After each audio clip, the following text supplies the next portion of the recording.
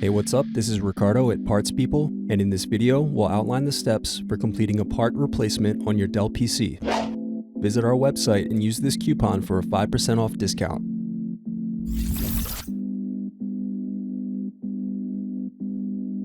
Slide open locking mechanism and remove battery. Unscrew, then remove access door.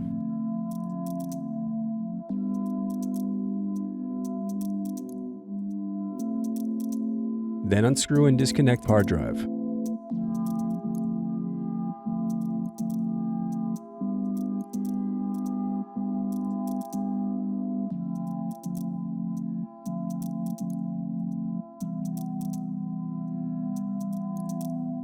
Then disconnect hard drive adapter. Now unscrew and remove caddy.